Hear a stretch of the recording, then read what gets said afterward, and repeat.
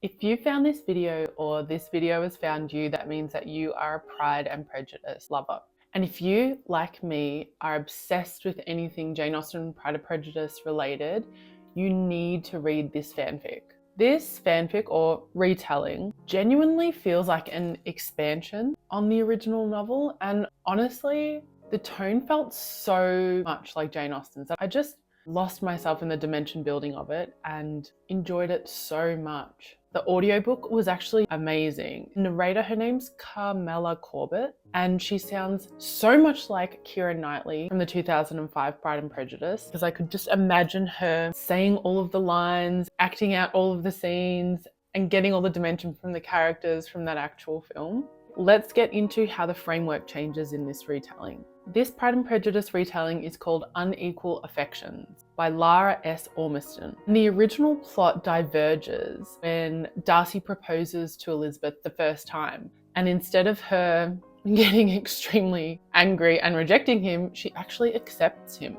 The central story goes from being about Elizabeth's refusal of Darcy and his subsequent learning and changing by himself and coming back to her, a newly formed man, to changing that and actually seeing what would have happened if Elizabeth had accepted his first proposal, and seeing what it would have looked like to see Darcy and Elizabeth actively sort out all of their issues within their 7-week engagement. While Darcy is quite ardently in love with Elizabeth and has declared so, she has explicitly said to him that she doesn't love him. She respects him and wants to definitely marry him to help her family and help her situation, but she does not love him. So you can already see the really interesting power dynamic between them, him being obviously the very wealthy, powerful one and completely in love with her, her being not in love with him at all, but realizing that she does need to marry him. So the whole plot line is really them finding a way to find that connection together by actively talking about it and having difficult conversations and learning to love each other on equal footing. The difference between this Darcy and the book Darcy, the BBC Darcy, and the movie Darcy is that instead of having a relatively quick change of heart after she rejects him in the first proposal, he takes a lot longer to understand Elizabeth and understand why a lot of his actions upset her so much. So his emotional arc and emotional growth is a lot more slow and gradual and quite resistant, as you can imagine, but so much more realistic because it feels like a real relationship. So he has to face his prejudices by having really difficult, open and honest conversations with Elizabeth, especially with his obvious disregard for her family and friends. He can't see why he should have to interact with them when they're being so uncivilized and quite obviously rude to him. But there's this beautiful moment where they go to a ball and there's an older couple there who Elizabeth is quite close with. And Darcy just completely disregards him, as he does in a lot of the scenes in the book and the movie.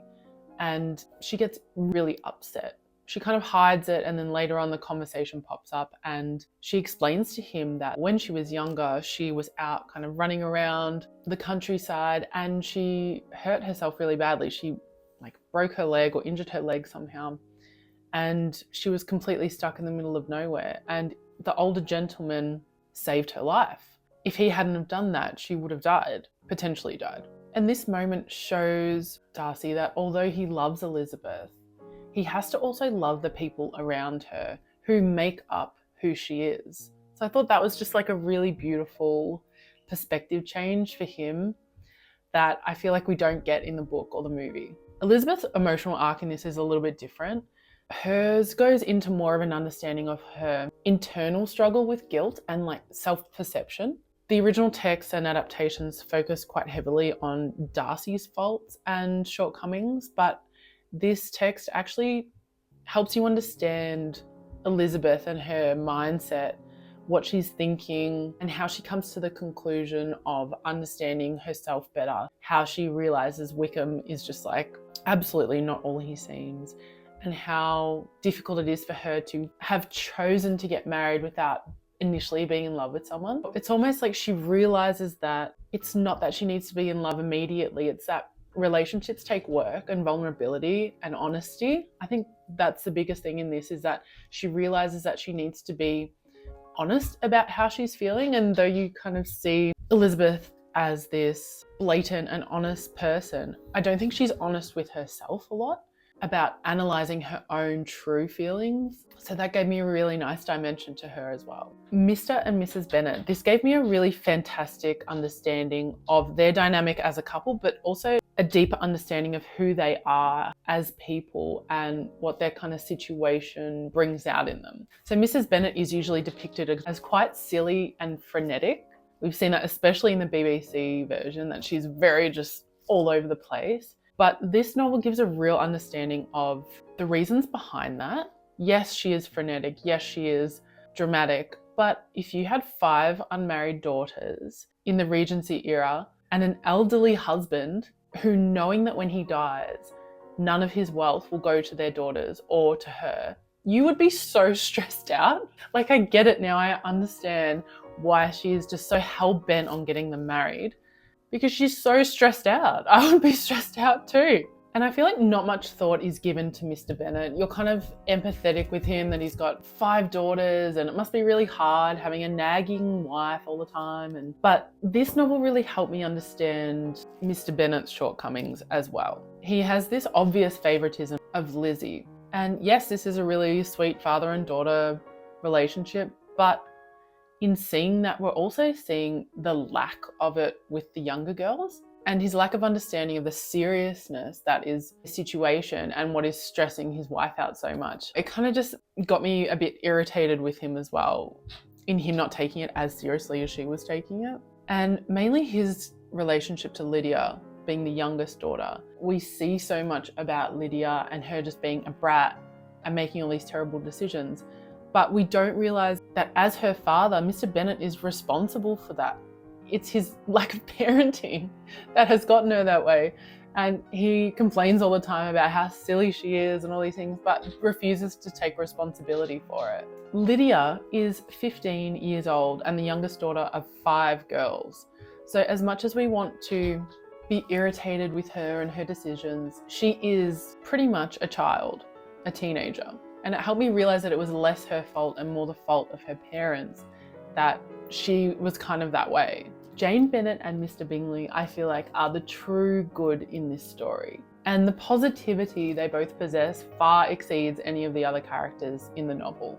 Their ability to forgive quickly and their understanding that people may have reasons as to why they're acting a certain way or presenting themselves a certain way. And they do that without judging that person, which I think is just so beautiful, but it gave me a better understanding and appreciation of those two as individuals and then those two as a couple. And there was one really funny scene where Mr. Bingley and Mr. Darcy were talking, and Darcy's stressing out because he knows that him and Elizabeth are quite different. She's very lively and positive, and he's quite the black cat, sour, and doesn't enjoy socializing. And he's stressing out about how are we ever going to be together if we're so different.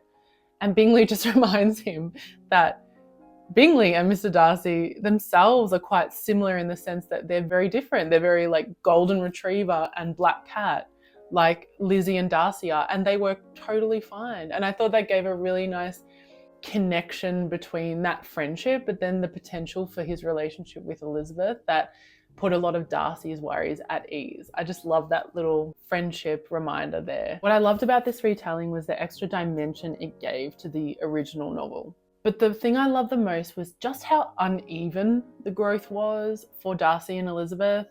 There are moments when you're seeing Darcy and Elizabeth and you're seeing Darcy and you're like, you're doing great, you're learning so much, good on you. And Elizabeth is just not catching up. She's just not putting in the effort. And then there's other moments where you see Elizabeth making emotional strides in growth and Darcy's still not learning after repeated situations. He's just not picking up what she's putting down. It felt like a real relationship where they both have faults, but at the end of the day, they're on the same team and they are learning to help each other and trying to find that kindness and understanding, not just for each other, but for themselves and their own emotional growth.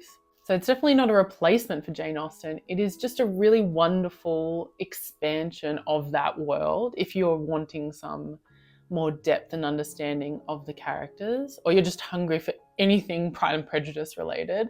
It is such a fantastic read, and also listen if you want to do that. It gives you this ability to have more empathy for each and every character, and I loved it so much. So definitely read it or listen to it and come back and let me know what you thought of it, or if you have read it or listened to it, what did you think?